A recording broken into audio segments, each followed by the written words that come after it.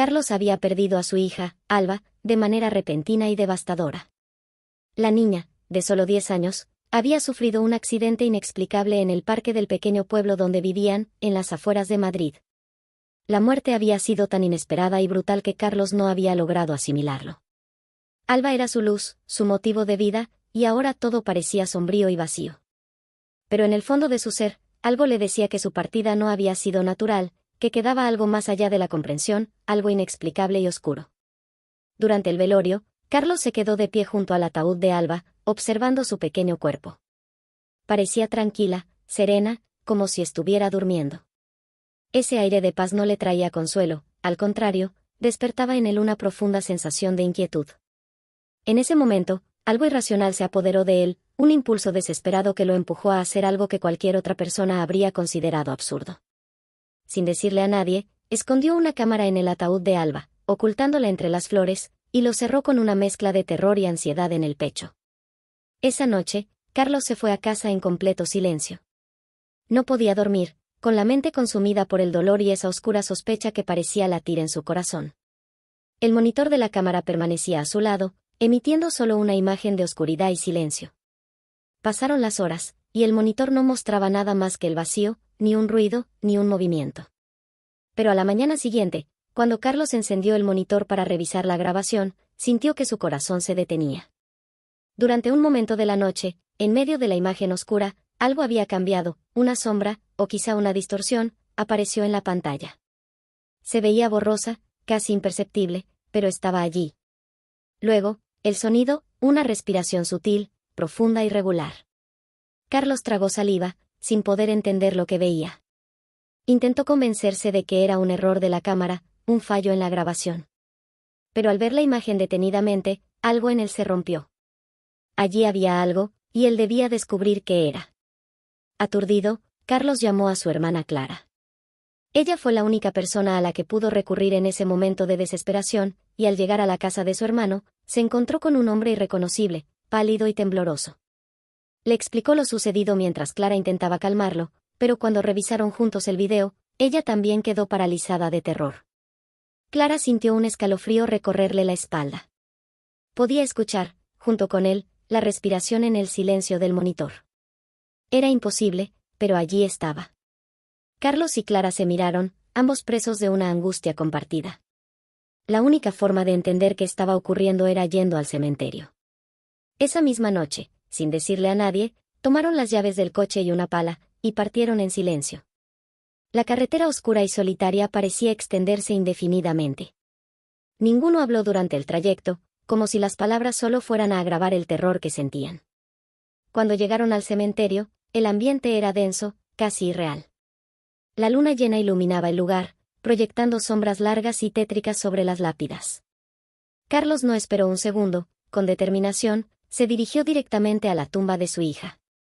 Sacó la pala y comenzó a cavar, con golpes rítmicos y frenéticos, mientras Clara se mantenía cerca, mirándolo con mezcla de miedo y compasión. El sonido de la tierra al removerse llenaba el silencio del cementerio, y cada golpe parecía resonar en la fría noche.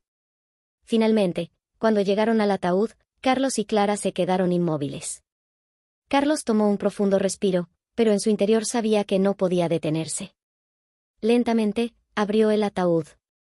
El cuerpo de Alba estaba tal y como lo recordaba, pero había algo extraño en su rostro, sus labios pálidos parecían moverse ligeramente, apenas perceptible, como si intentara decir algo. De pronto, una leve exhalación salió de su boca. «Papá», susurró con una voz que no era suya, una voz más grave, profunda y gutural. Carlos retrocedió instintivamente, incapaz de entender lo que sucedía. Los ojos de Alba, en ellos solo había un vacío aterrador, un blanco que parecía reflejar algo que iba más allá de este mundo. Clara, petrificada, se llevó la mano a la boca, incapaz de procesar lo que veían sus ojos.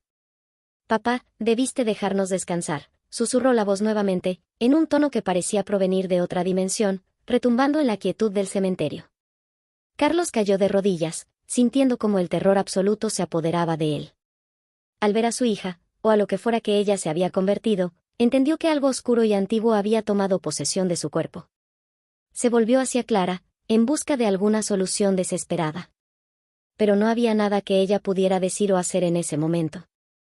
De pronto, la oscuridad se hizo más densa, y el aire alrededor de ellos se tornó helado. Clara gritó, pero Carlos permanecía inmóvil, incapaz de moverse o de mirar hacia otro lado. La voz de Alba resonó nuevamente, esta vez en un tono más fuerte, como si múltiples voces hablaran al unísono. Carlos, no debiste abrir el ataúd. En un momento de desesperación, Carlos cerró el ataúd de golpe, atrapando dentro aquella presencia aterradora. Sin pensarlo dos veces, comenzó a cubrirlo de tierra una vez más, mientras Clara lo ayudaba, temblorosa y aterrada. Ambos sabían que lo que habían hecho había abierto una puerta que nunca debió abrirse. Cuando finalmente sellaron la tumba, ambos cayeron al suelo, exhaustos y en estado de shock. La opresión que sentían antes se desvaneció poco a poco, dejando una extraña calma en el aire, como si la oscuridad misma hubiera desaparecido. Pero sabían que eso no bastaría para asegurar la paz de Alba. A la mañana siguiente, buscaron ayuda en el sacerdote del pueblo, el padre Mateo. Al escuchar el relato de Carlos y Clara, el sacerdote entendió que aquello no era un simple caso de duelo o alucinación. Les habló sobre espíritus atormentados que a veces logran aferrarse al mundo de los vivos, y cómo podían llegar a poseer los cuerpos de quienes no habían encontrado descanso. Esa misma noche, el padre Mateo los acompañó al cementerio para realizar un ritual de liberación. Carlos y Clara, junto al sacerdote, encendieron velas alrededor de la tumba de Alba. Las oraciones en latín comenzaron a fluir en el aire, resonando en la quietud del cementerio. La temperatura descendió bruscamente, y una brisa helada empezó a rodearlos. De repente, una figura oscura comenzó a formarse sobre la tumba, una sombra que tomaba una forma humana, pero deformada y siniestra. Carlos, sintiendo el peso del terror en cada fibra de su ser, se aferró a la mano de Clara, mientras el padre Mateo, firme, continuaba con las oraciones. La sombra se movía, como si intentara liberarse, pero a medida que las palabras sagradas continuaban, su forma se desvanecía poco a poco, hasta que, con un último grito agónico, desapareció. El cementerio quedó en silencio absoluto. Carlos y Clara cayeron de rodillas, agotados y profundamente conmovidos, mientras el padre Mateo les daba una última bendición. Habían logrado liberar el espíritu que había tomado el cuerpo de Alba, y ahora ella podría descansar en paz. Pasaron las semanas, y Carlos trató de seguir adelante, aunque el dolor de perder a su hija nunca se desvanecería por completo. En medio de sus cosas, un día encontró un dibujo de Alba, donde se veía a ambos de la mano bajo un cielo claro. Al pie del dibujo, con letras infantiles, estaban escritas las palabras, siempre juntos, papá. Carlos sintió una mezcla de tristeza y paz. Sabía que Alba ya no estaba con él físicamente, pero su amor y sus recuerdos permanecerían vivos para siempre.